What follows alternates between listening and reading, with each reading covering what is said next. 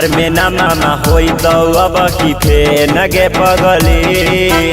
बिहार में ना मामा होई तो अब की फेन गे पगली। तो सुन न घरे घर जल तौला लाटेन गे पगली। तो सुन न घरे घर जल तौला लाटेन गे पगली। लालू चाचा के लाला भाई तो फेन गे पगली। लालू चाचा के लाला भाई तो फेन गे पगली। तो सुन न घरे घर जल तौला लाटेन गे पगली। तो सुन न घरे घर जल तौला लाटेन गे पगली।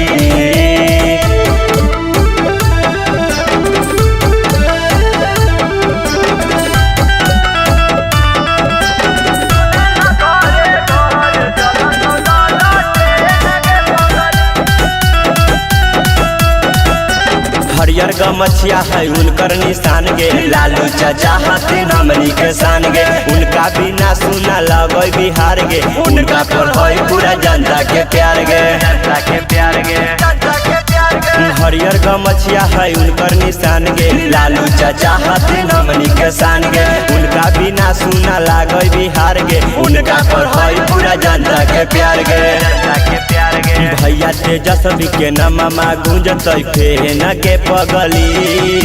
भैया तेजस्वी के नामा गूंजत फेन के पगली। तो सुन न घरे घर जल तौला लाटेन गे पगली। तो सुन न घरे घर जल तौला लाटेन गे पगली।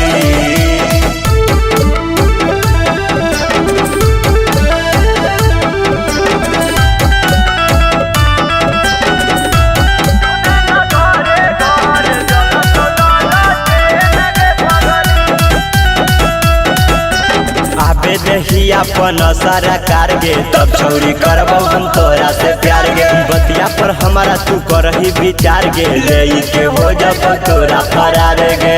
फरार गे। आबे दही अपन सारा कार गे। तब छौरी करबो हम तोरा से प्यार गे। बतिया पर हमारा तू करही विचार गे। ले के हो जइबो तोरा फरार गे। पवन पुरवैया हउन कर बड़का फैन गे पगली। राजीव उजाला हउन कर बड़का फैन गे पगली। तो सुन न घरे घर जल तौला लाटेन गे पगली। तो सुन न घरे घर जल तौला लाटेन गे पगली।